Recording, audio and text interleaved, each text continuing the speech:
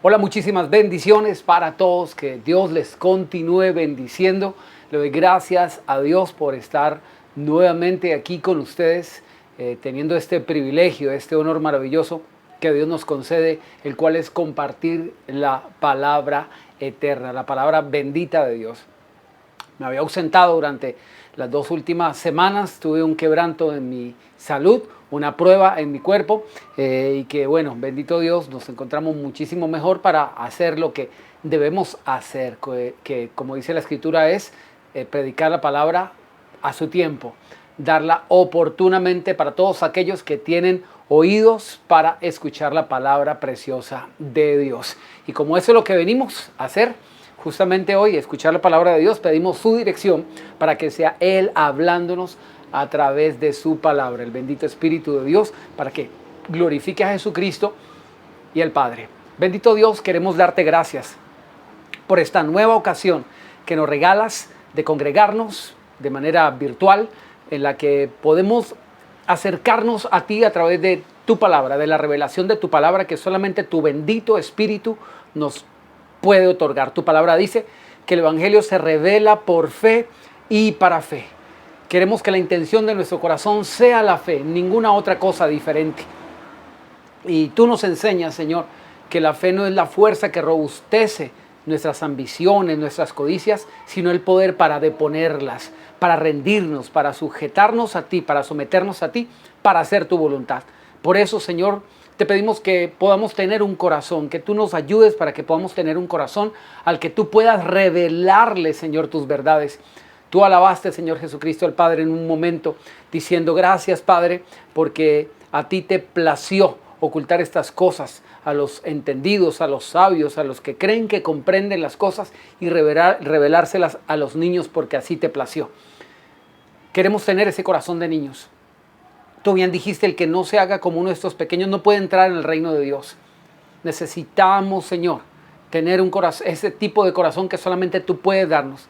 Transfórmanos, danos esa mente y ese corazón que tú dijiste que nos darías, que pondrías tu ley en nuestra mente y la escribirías en nuestros corazones para bien recibir tu palabra. Gracias, Padre eterno. Gracias, Señor Jesucristo.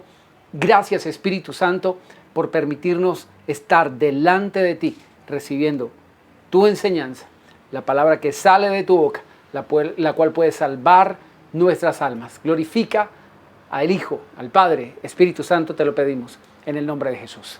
Amén y amén. Bueno, mucha tela que cortar, muchísimos temas que hemos dejado allí todavía en stand-by por causa de la prueba que pasé como una enfermedad de la que ya me estoy recuperando satisfactoriamente para la gloria de Dios. Quiero retomar la última entrega, la número 22. Nos detuvimos un poco en este pasaje. Hoy quiero que podamos pasar de aquí a otros pasajes, pero es necesario que tomemos contexto. Acompáñenme por favor al libro de Habacuc, capítulo 2. Habacuc capítulo 2, leo desde el versículo 6. Dice, ¿no entonarán todos estos contra él refranes y sarcasmos? ¿No entonarán todos estos contra él refranes y sarcasmos? ¿Contra quién está dirigido este mensaje? ¿Contra quién se le han de predicar o manifestar refranes y sarcasmos? El pasaje habla en el versículo 1 que el profeta está atento, dice, velaré para ver lo que se me dirá. El profeta está recibiendo una palabra para el pueblo de Dios y le dice que escriba esta visión en tablas. Y aunque tarde en cumplirse, y esto es importante, dice, aunque tarde en cumplirse, en el versículo 3, dice, se cumplirá su tiempo, no fallará. Aunque tarde, espérala, porque sin duda vendrá y no tardará. Para muchos, el afán de este mundo, el engaño de las riquezas, hacen que, como dijo el mismo Señor Jesús en Mateo capítulo 13, ahoguen la palabra de Dios, ahoguen la palabra, y la gente en su afán, en su ansiedad, no espera el consejo de Dios, lo que Dios dice que va a hacer. Hay quienes se desesperan y toman este consejo del mundo, que no es el consejo de Dios de esperar en Dios, sino un consejo más bien motivado a que tú hagas por tu propia fuerza lo que tú consideres que eres capaz de lograrlo, lo que eres capaz de hacer, y que tienes que hacer algo sin darle a Dios el lugar para que Él manifieste su gloria, como lo dijo en Mateo capítulo 6. Busquen el reino de Dios, lo demás viene como añadidura. Las aves no trabajan, no hilan, Dios las alimenta. Dios hará mucho más por ustedes, hombres de poca fe, dice la Biblia. Miren los lirios del campo, que no trabajan, no recogen en graneros, sin embargo, ni aun Salomón con toda su gloria se viste como uno de ellos. Y si la hierba del campo que hoy es y mañana se echa en el fuego, Dios la viste así. Ojo, Dios la viste así, ¿no hará mucho más por nosotros? El punto aquí es que Dios es el que hace por nosotros. Pero el humanismo nos ha enseñado que nosotros somos los capaces, nos ha enseñado que nosotros somos los que logramos. Y sí, el hombre tiene una cierta capacidad. Lo que el hombre se proponga lograr, lo hará. Eso dice la misma Biblia, por allá en Génesis capítulo 6, cuando se levanta una torre, la mencionada torre de Babel. Eso es lo que los hombres se propusieron hacer, lograr, parecía muy loable. Ellos querían construir una torre que llegue hasta el cielo, querían estar supuestamente en las alturas más cercanas de Dios, pero era todo lo contrario.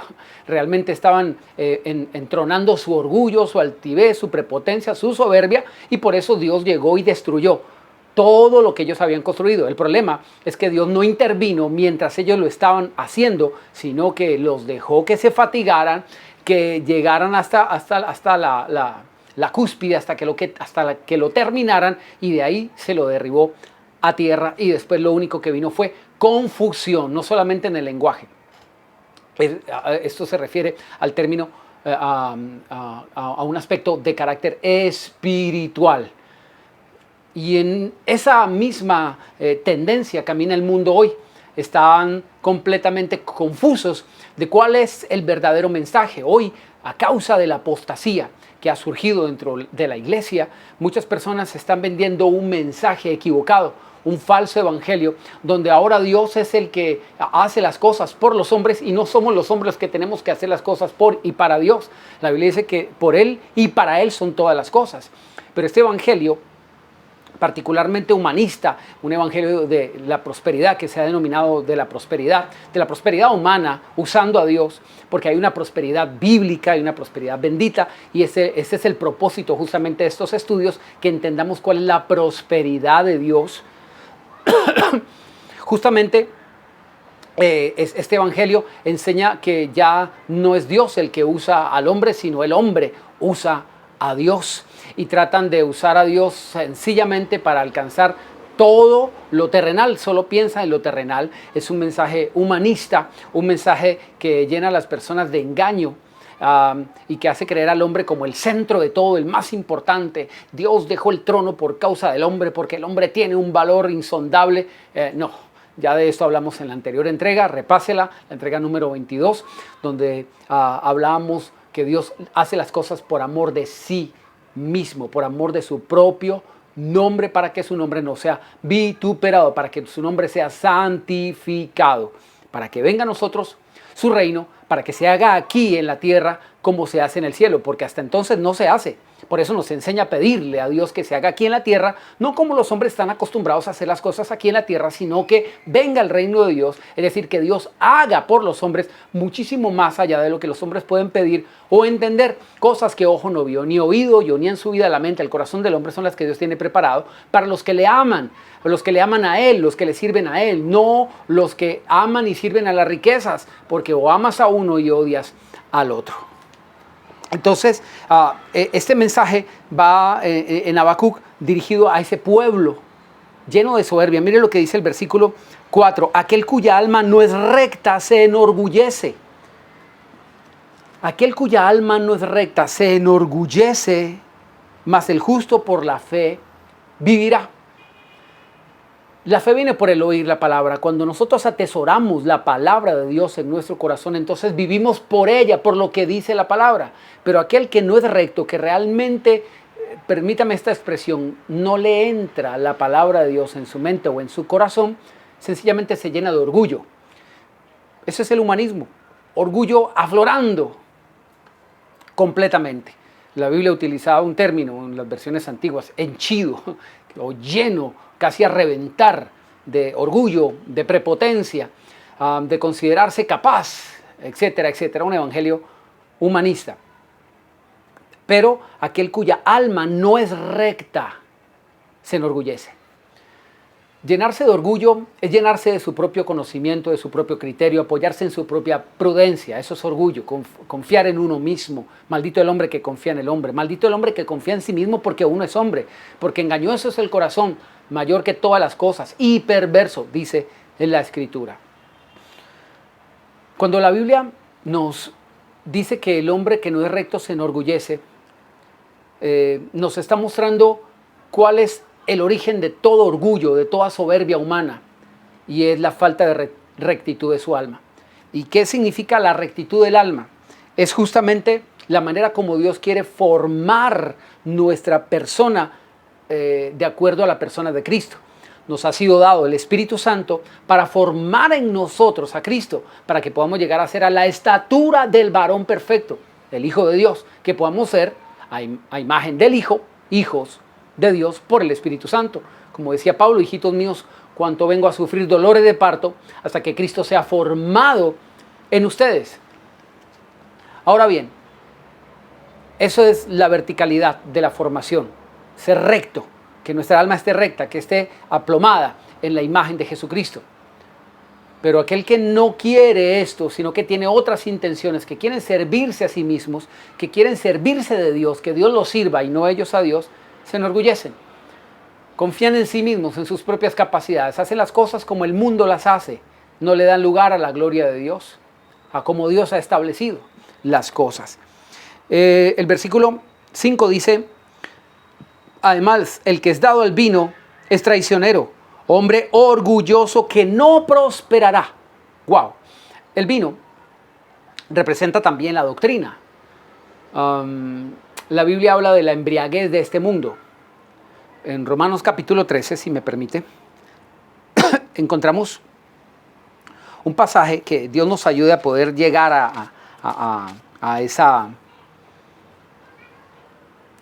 ese texto que hoy queremos explorar, donde habla de esa confusión que existe hoy, de esas tinieblas que existen hoy, de ese ensombrecimiento, de esa embriaguez espiritual en la que la iglesia se ha sumergido, por causa de una doctrina pavorosa de la prosperidad humanista, yo le llamo así, para hacer una diferencia de la prosperidad de Dios. La Biblia habla de hombre, de ser rico para con Dios. Y también habla de la prosperidad del necio.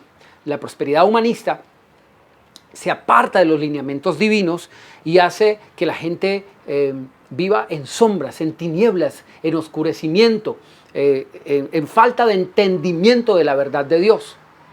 Mi pueblo se pierde porque le falta conocimiento, es dañino. Romanos capítulo 13,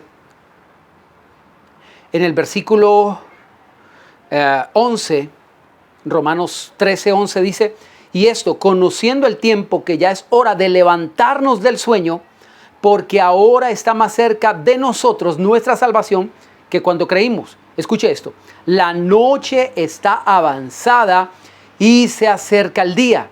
Desechemos pues las obras de las tinieblas y vistámonos de las armas de la luz. Andemos como de día, honestamente, no en glotonería ni borracheras, no en lujurias y en libertinaje, no en contiendas y envidia. Al contrario, vístanse del Señor Jesucristo y no satisfagan los deseos de la carne.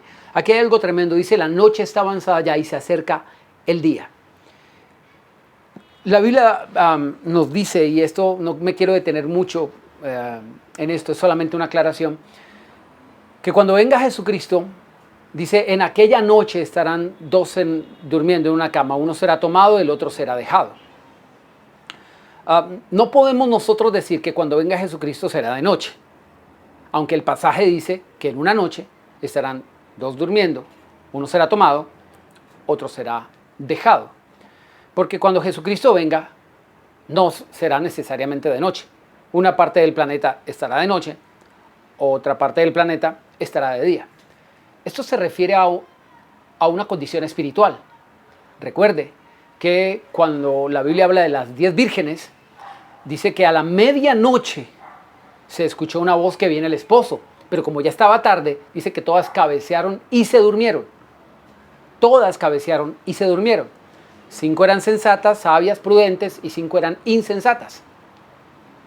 El asunto aquí es que antes de la venida de Cristo se habla de una condición espiritual de la iglesia. Jesucristo mismo dice, cuando venga el Hijo del Hombre, hallará fe en la tierra. Aquel cuya alma no es recta se enorgullece, pero el justo por la fe vivirá. Si por la fe se vive, y Jesucristo dice que cuando venga va a hallar fe en la tierra, dice cuando el Hijo del Hombre venga, hallará fe en la tierra, significa que no habrá gente viva espiritualmente hablando como creemos. Muy poca, muy poca.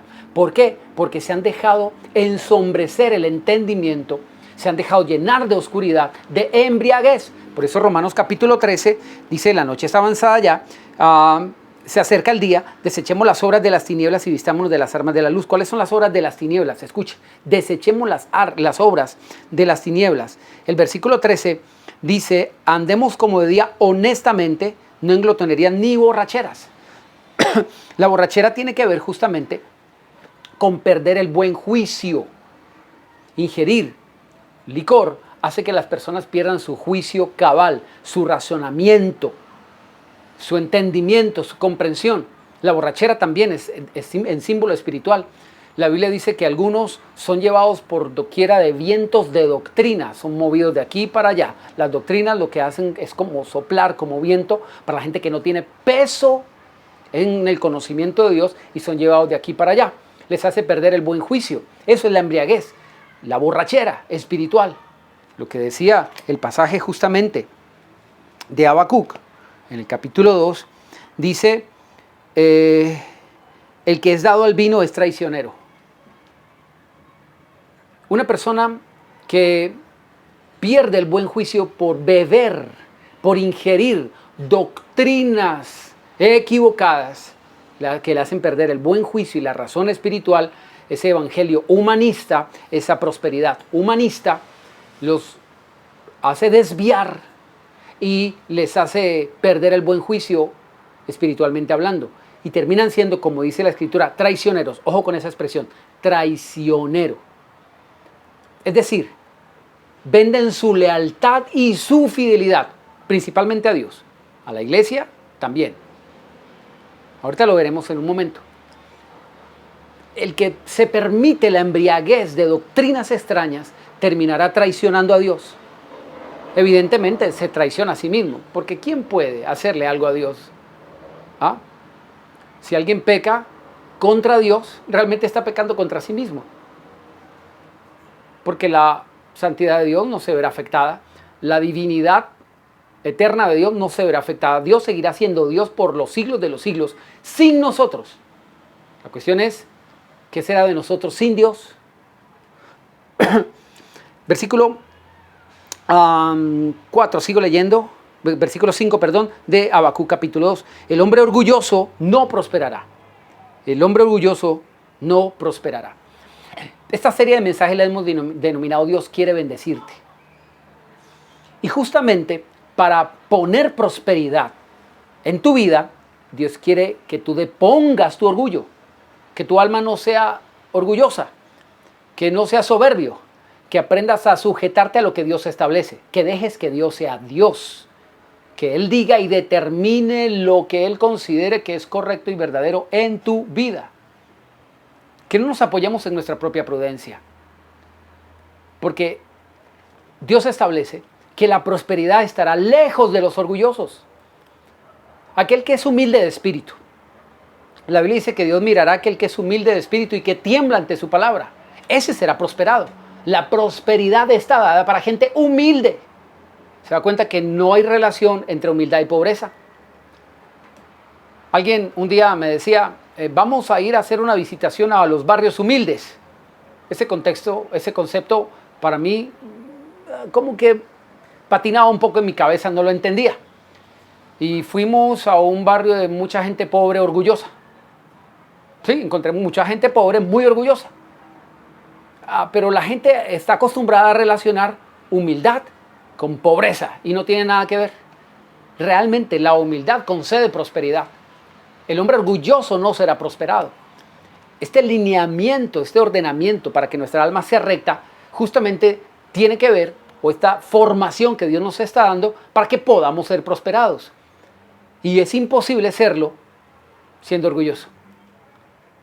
Dios quiere que depongamos nuestro orgullo, nuestra altivez, nuestros pensamientos y nuestra forma de pensar, que llevemos cautivo todo pensamiento a la obediencia a Jesucristo. El hombre orgulloso no prosperará. Ensancha como el Seol su garganta, eso es su alma. Es insaciable como la muerte. Y aunque reúna para sí todas las naciones y acapare para sí todos los pueblos. La Biblia dice que el hombre es insaciable cuando es avaro, cuando ama las riquezas, aunque sea el dueño del planeta entero, así lo propone el texto. Aunque sea dueño de naciones enteras, será insaciable como la muerte. Siempre querrá más, más, más. Esa es la naturaleza del hombre, entiéndalo, no confíe en su propia prudencia. Dios nos conoce, Dios sabe cómo somos. Aunque nosotros decimos, Señor, con que tú me des lo necesario para vivir, yo estaré conforme. Mentira. Usted está haciendo mentiroso a Dios porque la Biblia dice que no, el hombre no es así. Cuando el Señor te dé lo que tú dices, que supuestamente vas a estar pleno y feliz cuando te dé eso, es mentira. Porque el hombre no se va a saciar. El hombre que ama las riquezas no se saciará de riquezas. Siempre va a querer más y más y más y más y más. Entonces lo que Dios quiere formar en nosotros es un corazón que aprenda a ponerse, como dice Proverbios capítulo 23, un cuchillo en la garganta. Eso es para ponerse límites, límites. Para que no lleguemos a ser esos infelices que lo tienen todo, pero no disfrutan absolutamente nada. Porque la verdadera prosperidad no consiste en la abundancia de los bienes que se posee. Dios sí quiere bendecirnos, Dios sí quiere prosperarnos, pero como dice por ahí un pasaje en Eclesiastés, al hombre que Dios le da riquezas, le da el poder de tomar su parte. Qué importante, más adelante llegaremos a hacer un estudio más profundo sobre esta parte de esta porción bíblica, donde algunos que creen que pensaban que se trataba de darle a Dios su parte, no, se trata de uno tomar la suya, tomar la suya. Hay gente que piensa que Dios nos ha dado en la gracia, porque como no estamos en la ley, la capacidad de decidir qué le damos a Dios. O sea, yo soy el que determino lo que es de Dios. Darle a Dios lo que es de Dios y yo digo, pues yo digo lo que es tuyo, Señor. Yo soy el que lo determino. No, lo que dice la Biblia es que cada uno debe tomar su parte. La parte que le queda a uno es la parte de uno. Lo que es de Dios es de Dios. Y la parte que me queda, después de qué es la pregunta, o cómo, es lo mío. Eso muy poco lo entienden, pero bueno, vamos a tratar de hacerlo comprensible en su momento cuando lleguemos allí. Bien, versículo 6. No entonarán todos estos refranes y sarcasmos contra él y dirán, ay del que multiplicó lo que no es suyo. Imagínense, hay gente que alcanza inclusive las naciones. Dice, aunque reúna para sí todas las naciones y acapare para sí todos los pueblos. O sea, alcanza a prosperar, alcanza las riquezas de las naciones. Pero lo que van a hablar contra él serán sarcasmos y refranes diciéndole, ay, ay. Y los hay en la Biblia, son señales de dolor, de sufrimiento, de aflicción, de juicio. Dice, ay del que multiplicó lo que no es suyo. Lo que es de Dios, multiplicarlo en mis manos para mi propio provecho, trae consigo un ay, un ay. Y ya no es prosperidad, ya no es prosperidad. O prosperidad de necio, si lo quiere llamar así. ¿Hasta cuándo seguirán acumulando prenda tras prenda? ¿Acaso hay algo malo en eso? La Biblia dice que Dios ama la prosperidad de sus hijos. La Biblia dice que Dios nos da las cosas en abundancia para que las disfrutemos. Entonces, ¿cuál es el problema con esto? El problema es justamente lo que dice el pasaje que acabo de citar de 1 Timoteo 6. Dios nos da todas las cosas en abundancia para que las disfrutemos. Solamente se puede disfrutar lo que Dios da. No aquel que multiplica lo que no es suyo, lo que multiplicó lo que no era de él, lo que era de Dios. Ay del que multiplica lo que no es suyo. Ay del que multiplicó lo que no es suyo. No es prosperidad tomarlo de Dios y hacerlo mío y decir, uy, mi economía creció porque no di lo que tenía que dar, sino que lo tomé para mí y lo multipliqué. Dios me bendijo. El religioso es así, dirá, Dios me prosperó. Así como los religiosos descendientes de Aarón y el pueblo que seguía a Dios, entre comillas a Dios, en el tiempo de Moisés. Cuando Moisés subió al monte a recibir la ley, la directriz de Dios, la invitación a amar a Dios, dice la Biblia que el pueblo se acercó a Aarón, al sacerdote, Aarón, hermano de Moisés, sacerdote, levita, y le dijo: no sabemos qué pasó con Moisés, no, ni una llamadita, no nos da consejería. Pueblo que dependía del hombre y no de Dios, porque Dios no era para ellos verdaderamente Dios. Dios era un ídolo que tenían en su mente, al punto que ellos dijeron: haznos dioses en forma de becerro. Y dice que todos le entregaron sus alhajas. Imagínense, ahí sí la gente, cuando le hablan lastimosamente al pueblo, entre comillas, pueblo de Dios, cuando le hablan de riqueza y de prosperidad, ahí sí, mejor dicho, venden hasta lo que no tienen y lo dan a la gente. Y lo dan a esos falsos pastores, a esa gente que los estafa y que hacen mercadería de ellos con palabras fingidas. Y le dan todas sus alhajas, dice, y dice la Biblia que él con su propia mano, Aarón, formó con un buril, dice la Escritura, un becerro de oro. Y empezaron a adorarlo, y lea bien el texto, dice la Biblia que el pueblo empezó a adorarlo diciendo: este es Jehová que nos sacó de la esclavitud de Egipto. Le llamaban Dios, el nombre de Dios, entre comillas, se lo estaban dando a ese becerro de oro.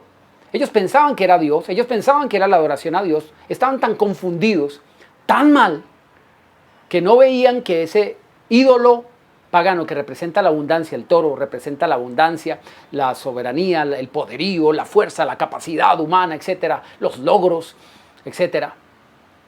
En alto tiene los cuernos que representan poder, fuerza, dominio, el toro. Y ellos estaban adorando supuestamente a Dios. Cuando llegó Moisés, les puso la tabla esa en la cabeza y partió todo eso. Porque así es el pueblo idólatra, que sigue solamente el dinero. Como tienen comezón de oír, van y escuchan a alguien que tiene un mensaje que les lleva a amar el dinero, y a ese sí le dan todas las riquezas, pero aquel que predica la palabra de Dios, ahí sí se vuelven miserables, tacaños. Y no honran la palabra de Dios, no honran la palabra de Dios. No estoy hablando de la persona que les da la palabra de Dios, estoy hablando de la obra de Dios, la palabra de Dios, porque en eso estiman la palabra de Dios para ellos, porque no honran la palabra de Dios. Ahora, el punto aquí es que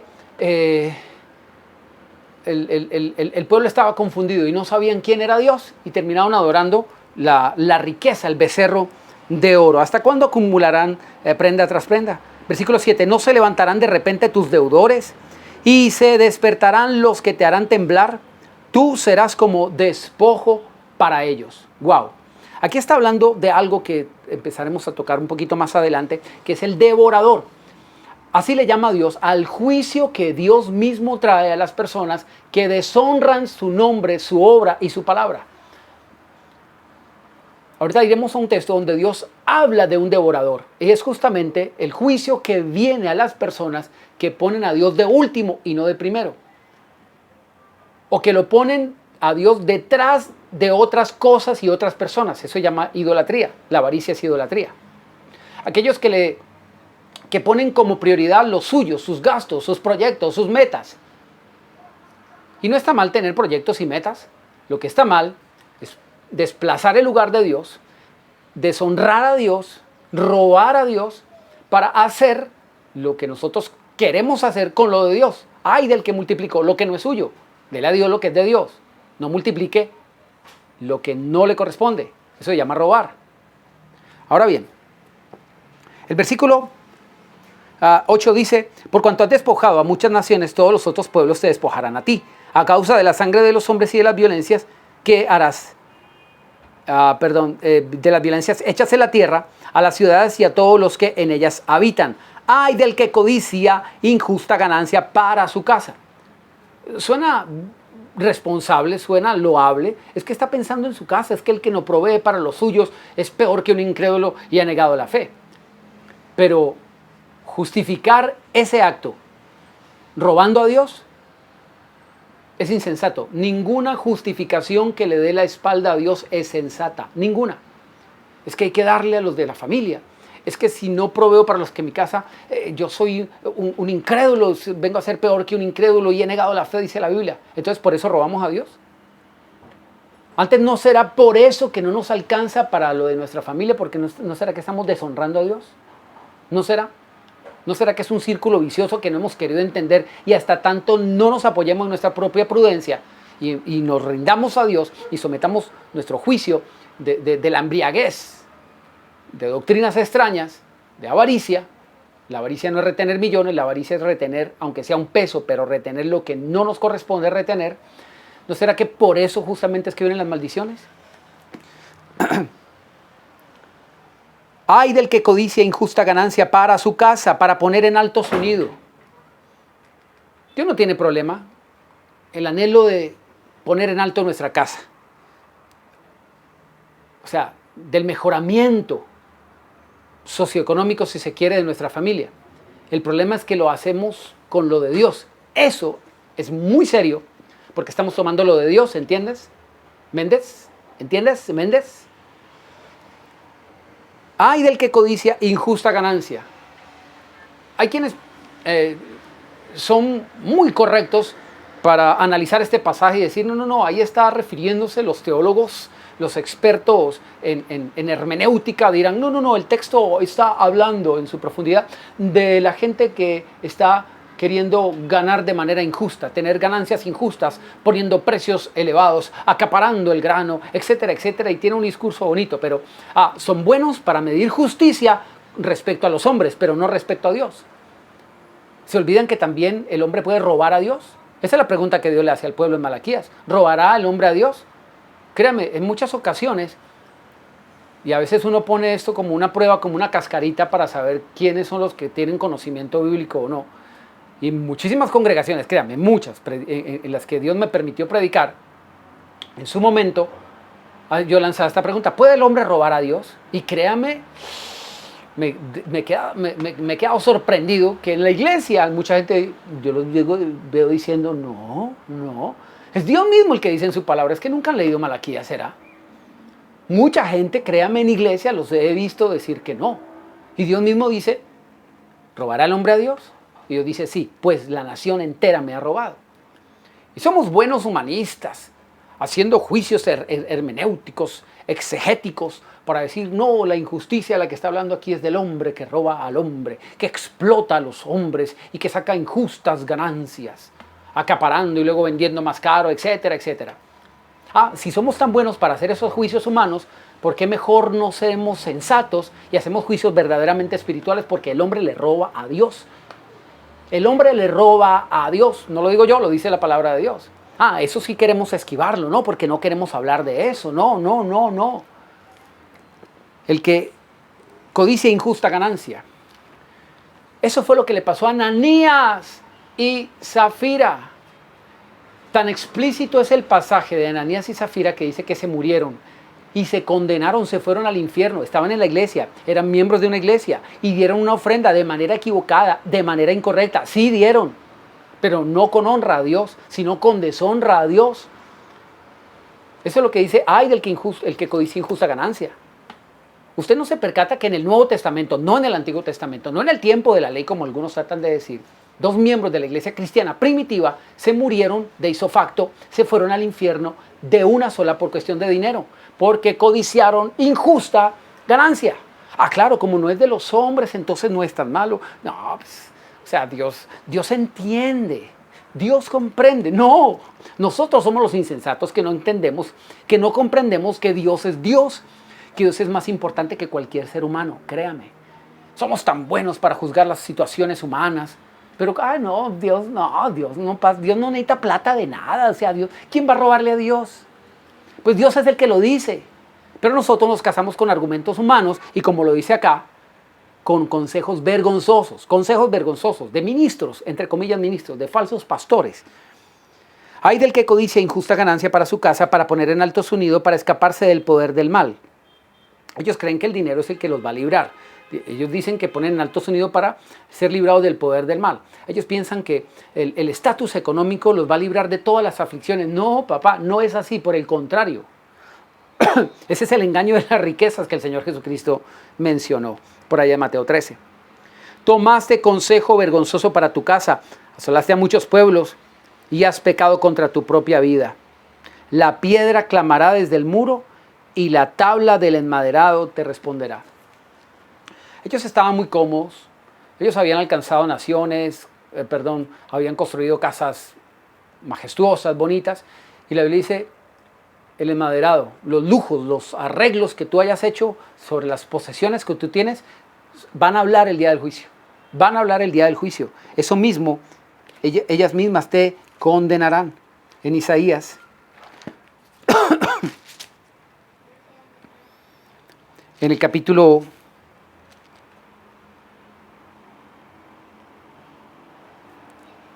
3, en el capítulo 3 de Isaías,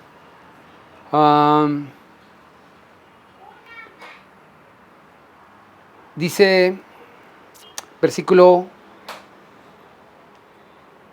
6. Cuando alguno tome de la mano a su hermano de la familia de su padre y le diga, tú tienes vestido, tú serás nuestro gobernante, y toma en tus manos esta ruina, él jurará aquel día diciendo, no tomaré yo ese cuidado, pues en mi casa no hay pan ni qué vestir. No me hagas gobernante del pueblo, porque arruinada está Jerusalén y Judá ha caído. Pregúntese por qué esta ruina, por qué vino esta ruina. Dice, pues la lengua de ellos y sus obras han sido contra el Señor. En este estudio empezaremos a notar que hay mucha relación con las obras injustas del pueblo de Dios. La palabra injusta es muy clave, pero también de las palabras y la lengua que acompañaba al pueblo. Porque cuando la gente echa las espaldas la palabra de Dios, cuando tienen comezón de oír, empieza a activarse algo en el pueblo de Dios, entre comillas, de Dios. Y la lengua, empiezan a hacer confesiones equivocadas, empiezan a decir cosas incorrectas, empiezan a hablar mal de Dios, empiezan a hablar mal del diezmo, empiezan a hablar mal de la ofrenda, empiezan a hablar mal de las cosas que no conocen. Y esos son juicios para sí mismos. Versículo 8. Pues la lengua de ellos y sus obras han sido contra el Señor para desafiar la faz de su gloria. ¡Wow! Están levantándole el puño en la cara directamente a Dios para desafiar la faz de su gloria. Es decir, su propia cara. En su propia cara le ponen el puño, es lo que quiere decir. La apariencia de sus rostros testifica contra ellos. Se los ve muy gorditos, bien llenitos, bien saludables, bien comiditos. Porque como Sodoma publican su pecado, no lo disimulan. Ay de sus vidas, porque amontonaron mal para sí. Amontonaron mal para sí. Ellos pensaban que estaban acumulando riquezas y que estaban bendecidos. No, lo que están es acumulando mal para sí. Versículo 10. Decida al justo que bien le irá. Dígale al justo que le irá bien, porque comerá de los frutos de sus manos. Ay del malo, mal le irá, porque según la obra de sus manos les será pagado. Porque según la obra de sus manos les será pagado.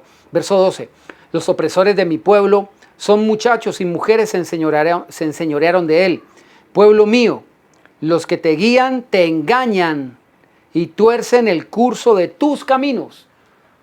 Dios le está diciendo, falsos profetas, falsos pastores, son mentirosos, que le están enseñando, por un lado, unos religiosos que dicen que no hay que diezmar, no hay que ofrendar, y así deshonran la palabra de Dios y tiran la espalda a la palabra de Dios. Y el otro extremo, unos libertinos que le enseñan a la gente a ser avaros y amadores del dinero, que siguen la avaricia. Mi pueblo dice, los que te guían te engañan, tuercen el curso de tus caminos. Ojo con esto, tuercen el rumbo de tus caminos. El Señor está en pie para litigar y para juzgar a su pueblo.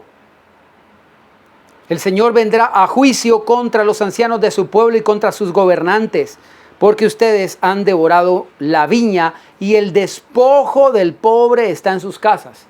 Eso es lo que hacen muchos de estos avaros idólatras, estos mentirosos que hacen mercadería de la fe, que roban y le toman el dinero a la gente solo para quedarse con sus riquezas. Ese es el otro extremo. Ese es el otro extremo. Pero como dice acá, Los que te guían te engañan y tuercen el curso de tus caminos. El camino del pueblo de Dios ya está trazado por Dios, pero algunos le tuercen ese camino, los desvían de la verdad de Dios y se van para un extremo de libertinaje o se van para otro extremo de religiosidad. Le tuercen el camino y la gente termina siguiendo consejo de hombres. Por eso, como decía Habacuc, tomaste consejo vergonzoso. La pregunta es, ¿cuál es el consejo que tú estás tomando para tu propia vida? ¿Es el consejo de Dios o el que tú quieres escoger? Te paras en tu propio orgullo porque tu alma no es recta y no quiere someterse a Dios y dice, no hay que diezmar. Y se casa con cualquier argumento que usted escucha por ahí en las redes sociales. Toma un consejo vergonzoso para su casa y amontonan maldad y pecado. Por eso la ruina no los va a dejar nunca. Y hay una ruina, una miseria que es muy terrible y es acumular riquezas. Esa es la peor ruina. Hay gente que piensa que la ruina es no tener nada. Hay un juicio peor, es amontonar juicio para sí. Juicio. Hay del que multiplicó lo que no era suyo. Recuerde que ahí en ese contexto dice que hay gente que alcanzó pueblos y naciones, es decir, se volvieron dueños de las naciones enteras, de pueblos enteros. Entonces, pensemos que bendición no es solamente tener. Hay gente que piensa que los bendecidos son los que tienen, mire todas las tierras que tienen, todas las posesiones que tienen. ¡Qué bendecidos son! Es que la bendición se les nota. ¿Quién dijo? Eso es juicio de Dios, porque multiplicaron lo que no era suyo. Luego dice, versículo 15, ¿qué piensan ustedes que trituran a mi pueblo y muelen las casas o las caras de los pobres? ¿Qué piensan ustedes? Hay gente que sí, que hace mercadería con el dinero de Dios, que deshonran a Dios.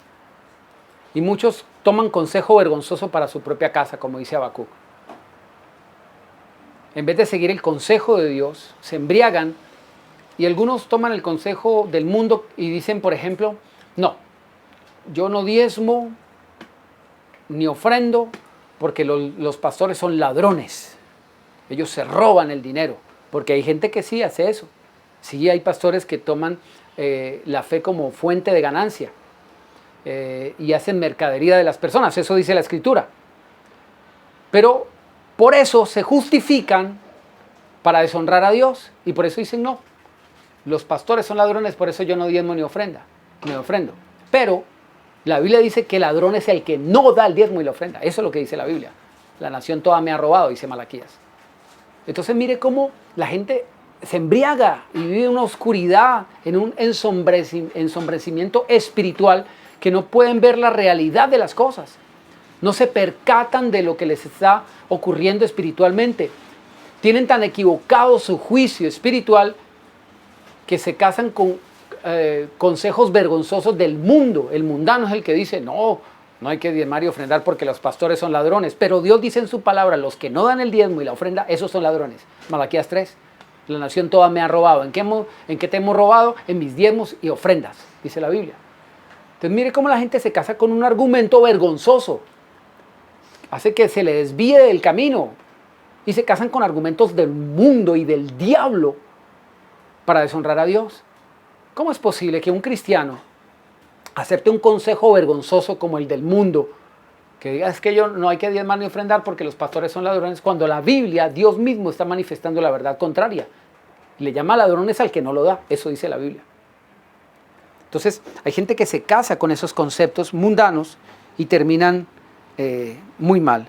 Hay gente que dice, por ejemplo, otro consejo vergonzoso, el de Ananías y Zafira. Ananías y Zafira pensaban que perdían lo que estaban dando a la iglesia. Ellos pensaban que estaban perdiendo lo que estaban dando a la iglesia. Pero antes se perdieron por retener lo de la iglesia. Hay gente que piensa que darle a la iglesia es tener una pérdida. Claro, porque es que si tengo una cantidad de dinero X que recibo y si doy a la iglesia estoy perdiendo ese dinero, algunos piensan. Esa era la mentalidad de Ananías y Zafira. Ese es un consejo vergonzoso. Hay gente que cree que pierde lo que da a la iglesia, pero ellos se perdieron por retenerlo de la iglesia. Se perdieron y estamos hablando por toda la eternidad. Ellos no perdieron una casa, ellos no perdieron una posesión, ellos no perdieron una economía, ellos no perdieron su familia, ellos se perdieron por la eternidad. Su pérdida no estuvo, estoy hablando de Ananías y Zafiras, Su pérdida no estuvo en lo que dieron, sino en lo que retuvieron. Ellos se perdieron no por lo que dieron, sino por lo que retuvieron. Ellos sí dieron, pero dieron mal, lo que no debían. Por eso dice la Biblia que ellos tentaron al Señor, al Espíritu de Dios, porque no hicieron lo que tenían que hacer como les correspondía hacerlo. Entonces mire que la pérdida de Ananías y Zafira no estuvo en lo que dieron, sino en lo que retuvieron. Escúcheme, a veces habla más delante de Dios lo que retienes que lo que das. Esto no lo puedo explicar ahora porque compete a otro estudio más adelante, cuando hablaremos de la ofrenda de la viuda. La Biblia dice que allí los ricos daban mucho, pero daban lo que les sobra, y que la viuda pobre dio mucho más que ellos. Si ellos dieron mucho, dice la Biblia que dieron mucho, porque eran ricos, dieron mucho, pero el Señor Jesús dice que ellos no dieron tanto como aquella viuda pobre. Después analizaremos por qué, cómo se entiende eso. Pero lo que quiero centrarme es que mire, ellos aunque dieron mucho, eran las sobras, lo que les sobraba. Está en Marcos capítulo 12. Y por eso le digo que a veces habla más delante de Dios lo que retenemos que lo que damos. Dios está mostrando en su palabra que hay gente que da mucho, pero son puras obras. Piensan que Dios es un limosnero, que como dan mucho, porque algún día pueden tener mucho, pero realmente son migajas, no le dan a Dios lo que es de Dios, sino una migaja, porque tienen a Dios, no sé, como de pordiosero, de mendigo, de que aquí conténtate con lo que te doy, Dios. No me pida, ni se meta en mis asuntos, ni se meta en mis finanzas, no me pida porcentajes, no me pida cantidades. Agradezca que le doy a la obra. Aquel cuya alma no es recta se enorgullece. Y lleno de orgullo, establece para sí su propio juicio. Entonces, el juicio de Ananías y Zafira fue más por lo que retuvieron que por lo que dieron. Eso habla más. La Biblia habla que la ofrenda de Abel habla.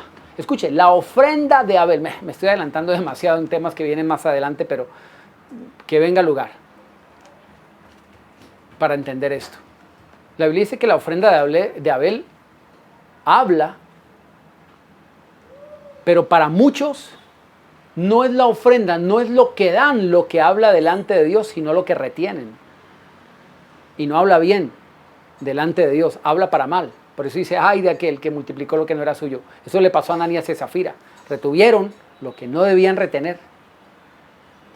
Porque ellos dijeron, uy, no podemos llevar todo esto a la iglesia. Usted no sabe todo lo que podemos hacer con todo este dinero. Y no pudieron hacer nada. Se le acabaron sus días. Es así, es así. Qué tremendo. Pero hay gente que va a terminar perdida. Perdida durante décadas, años, perdidos. Incluso se van a salir de la sana doctrina. Escuche lo que le digo. Si no corrige su corazón, raíz de todos los males es el amor al dinero. No importa si no tenga mucho. Si usted ama lo poquito que tiene y retiene lo poquito que tiene para deshonrar a Dios, raíz de todos los males es el amor al dinero. Escúcheme, todos los males están haciendo raíz ahí, como una planta amarga. ¿Se acuerda que ya hablamos de esa raíz de amargura para que no haya entre ustedes ningún profano como Esaú, ni idólatra, que por una comida vendió su primogenitura, sus privilegios espirituales, lo vendió? Dice que no haya ningún profano entre ustedes como Esaú, que no brote ninguna raíz de amargura. Raíz de todos los males es el amor al dinero. Significa que una persona que ama el dinero, aunque sea poco, está permitiendo que raíces de muchos males, de todos los males, esté tomando camino por allá en lo profundo de su corazón, donde no se ve, porque la raíz crece donde no se ve, pero luego se empieza a manifestar arriba, algo que ya es imposible de tener, porque permitieron que raíces malas tomaran lugar en el corazón. No importa si la buena semilla ha sido sembrada, no importa. La Biblia dice que cuando los hombres duermen, de noche duermen. Los que se embriagan, de noche se embriagan. Los que duermen, de noche duermen, como dice Romanos capítulo 13. En Mateo capítulo 13 dice el Señor Jesús que cuando los hombres dormían vino el malo y sembró cizaña entre el trigo. Y le dijeron, Señor, ¿quieres que arranquemos la cizaña? El Señor dijo, no, déjelos que crezcan juntamente. Porque si arrancan la cizaña van a arrancar también el trigo. Lo que tenemos que hacer es dejar que el trigo crezca y no la cizaña que ya el malo sembró. No la alimenten, no la sigan alimentando, no sigan alimentando la avaricia, porque dice la Biblia en Mateo capítulo 13 que cuando la cizaña crece, ahoga el trigo, ahoga la buena semilla, la mata. Entonces, esto es delicado. Yo no sé si usted no considera su vida, pero con el tiempo, créame que si usted no corrige, por eso dice el Salmo 50 que ya también estudiamos, aquel que ordene sus caminos le mostraré la salvación. Eso dice la palabra, Salmo 50. Aquel que ordene sus caminos le mostraré la salvación de Dios. Entonces, ordene sus caminos. Qué dolor que alguien por tratar de perseguir algo, tener algo en la vida, desperdicie años, décadas, sabiendo que Dios lo pudo haber hecho en un día, en un mes, lo que tú podías haber hecho en tanto tiempo. Honre a Dios, deje que Dios lo haga. ¿Qué va a hacer Dios? Vestirte mejor que Salomón, darte mucho más que las aves.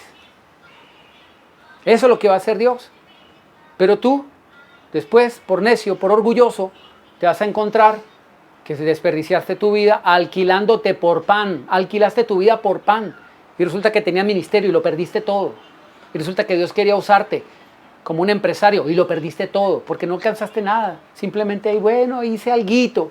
¡Qué bien! Me siento orgulloso, me voy a morir en paz. No, no se muere en paz, porque sepa que alteró los planes de Dios. Dios podía, lo que tú hiciste en 10 años, Dios lo pudo haber hecho en 1, si lo hubieras honrado. Y mucho más allá de lo que pedías o entendías, mucho más allá de lo que pedías o entendías, mucho más allá. Pero no seamos insensatos, hay gente que pierde el ministerio y la gente después de mucho tiempo dirá, ya no tengo ni fuerza para predicar, ya no tengo fuerza ni para trabajar, mucho menos para servir a Dios. Me alquilé por pan durante tantos años para tratar de lograr algo. Una casa que seguramente, un carro que seguramente, una posesión que seguramente hablará no en contra, no a favor nuestro, sino en contra nuestra en el juicio de Dios. Porque los ladrillos, dice la Biblia, van a hablar el día del juicio. La pregunta es, ¿qué va a pasar contigo? Si estás permitiendo que esas raíces de todo mal crezcan, ¿qué va a pasar contigo a futuro? Te vas a acomodar y vas a encontrar un predicador que te enseñe lo que tú quieras escuchar por juicio de Dios y te vas a apartar de la verdad, vas a apartar de la verdad del oído. Eso dice claramente el Espíritu Santo. Segunda de Timoteo, dice en el capítulo 2,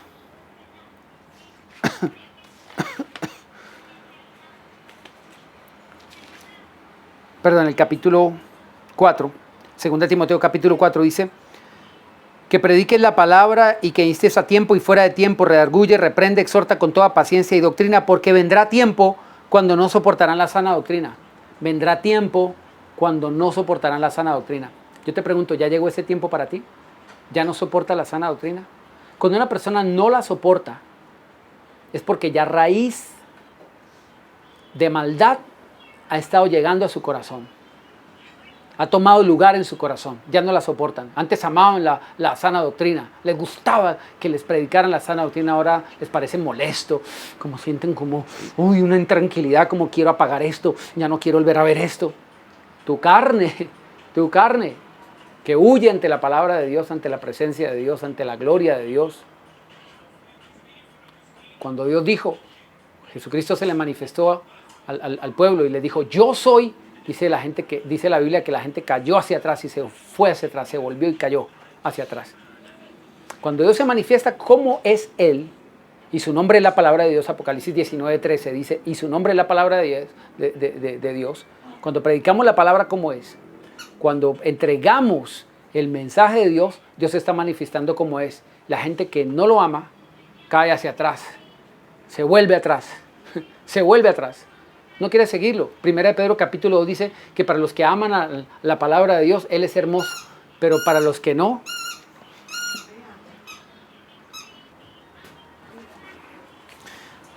Ahora bien, dice, vendrá tiempo cuando no soportarán la sana doctrina, sino que teniendo comezón de oír, se amontonarán maestros conforme a sus propias pasiones y apartarán de la verdad el oído y se volverán a las fábulas. Pero tú sé sobrio en todo, sobrio, no se embriague, sobrio, no se embriague. Soporta las aflicciones, haz obra de evangelista, cumple tu ministerio, soporta las aflicciones. Pero la gente no quiere soportar las aflicciones por el evangelio. Es que ¿quién dijo que esto es la vida? Este es el preámbulo de la vida. La vida está allá, del otro lado. Aquí se sufre, aquí se llora. Esto no es vida. Esto no es vida. Esto es un ensayo de la vida, créame. Y sí, un ensayo. Porque si tú no aprendes a amar aquí incluso a tus enemigos, ¿cómo vas a vivir en el ámbito donde todo es amor? ¿Ah? Ahora bien, cuando dice que vendrá el tiempo cuando no soportarán la sana doctrina, sino que teniendo comezón de oír se amontonarán maestros conforme a sus propias pasiones, concupiscencias o deseos. Lo tremendo es que la gente que no quiere oír la sana doctrina va a terminar yéndose a otros lugares donde están amontonados estos maestros. Son una manguala, una montonera, no es unidad. No es unidad. Ellos creen que están muy unidos y que hacen las cosas en unidad. ¿Y cuál? Lo serio de esto es que esta gente es religiosa, porque va a estar escuchando, va a estar congregándose, va a estar buscando iglesias, va a estar buscando gente que les predique lo que ellos quieren oír. Entonces no es gente que ama a Dios, es gente que tiene su corazón lleno de avaricia. Mire lo que dice 2 Timoteo también, pero en el capítulo 3, versículo 1. También debes saber, esto no lo debe ignorar, también debes saber que en los últimos días vendrán tiempos peligrosos. Mire cómo la Biblia describe estos tiempos. Tiempos de oscuridad, de tinieblas, de ensombrecimiento. Le llama tiempos peligrosos. Porque habrá hombres amadores de sí mismos. Esta es la raíz de todo ese evangelio humanista que se vive hoy. Porque los hombres son amadores de sí mismos. Amadores de sí mismos. Y la Biblia dice que esto es peligroso. No está hablando del amor que el Señor Jesucristo nos dice que debemos tener, amar al prójimo como a uno mismo. No, aquí está hablando de un amor narcisista, del ego, que solo piensa en lo terrenal, que su Dios es el vientre, solamente piensan en llenarse ellos y solo ellos y demás. Habrá hombres amadores de sí mismos, avaros. Esto es peligroso, ¿se da cuenta? Al final de los tiempos dice la Biblia que pasa eso. Avaros, vanidosos. Solo piensan en lo superficial, en lo que se ve, no andan por fe, sino por vista. Pero aquí no veo nada, vanidosos, pura vanidad. Quieren ser, quieren tener, quieren modelar, quieren exponer cosas que la gente vea, palpe. No le importa que esté la palabra de Dios, no. Hay que tener algo para mostrar. Tengamos cuidado con lo que seguimos. Porque Dios nos está probando. Cuando Dios manifieste su obra, Dios verá si somos realmente fieles y qué es lo que nosotros seguimos, si lo seguimos a Él o las cosas que Él da. Dios no va a poder colocar en un lugar de privilegio a una persona que persiga la fama, la vanagloria y el aplauso, la vanidad. No puede, porque no podrá servirle a Dios, le servirá los aplausos a la gente, le predicará a la gente lo que la gente quiere escuchar y no lo que necesita oír. Hombres amadores de sí mismos, avaros, vanidosos, soberbios, blasfemos, desobedientes a los padres, ingratos, impíos, sin afecto natural, implacables, no les importa lo que hagan. Luego dice, calumniadores, sin dominio propio, crueles, enemigos de lo bueno, traidores. ¿Se acuerdan lo que hablábamos en un principio? Traidores. Aquel orgulloso, aquel que le gusta el vino, que le gusta ingerir doctrinas equivocadas, dice que termina siendo traidor. Primeramente a Dios, traición a Dios. ¿Qué les había hecho Dios? Sino que llenó sus bienes, sus casas de todo bien, dice Job. Creo que es en el capítulo 20 o capítulo 22. Impetuosos, engreídos, amadores de los deleites, más que de Dios, que tendrán apariencia de piedad, pero negarán la eficacia de ella. A estos evítalos. Qué tremendo. Muchos ni siquiera conocen que el Nuevo Testamento está lleno de aléjate de los tales, apártate de los tales. como dice aquí, a estos evítalos. Tienen apariencia de piedad, son muy religiosos, como los que andan con comezón de oír de iglesia en iglesia, buscando, pero no andan buscando realmente. No andan buscando nada, andan perdiéndose. No se dejaron encontrar cuando Dios quería encontrarlos. No están buscando a Dios porque Dios no está perdido. No se dejan hallar, es que es. Dios lo persigue con la verdad y ellos le huyen. ¿Hacia dónde huyen? Hacia lo que quieren oír, donde tienen comezón de oír. Apartan de la verdad del oído porque tienen comezón de oír. Se alejan de la verdad, no es que estén yendo a otro lado, estén alejándose de este lado de la verdad. Porque realmente no quieren escuchar, no es que amen la palabra, no la aman, solamente se aman a sí mismos, son vanidosos, son avaros, solamente quieren que les predique lo que su ego les dicta y nada más. Ahora bien, oh my God, del consejo vergonzoso, vamos a finalizar con Amós.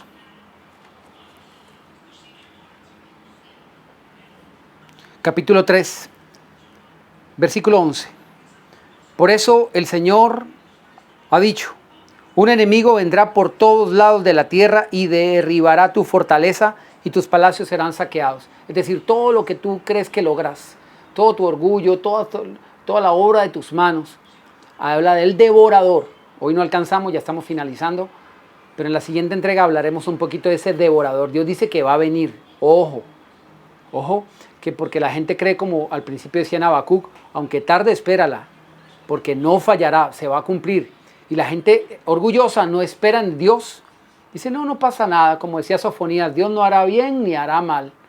Yo no he visto que nadie se muera hoy por no diezmar. Eso de Ananías y Zafira, yo creo que eso es hasta cuento, dicen algunos. No quieren creer la verdad. Porque si Dios estuviera actuando como la iglesia primitiva, ¡ay, Señor Jesús!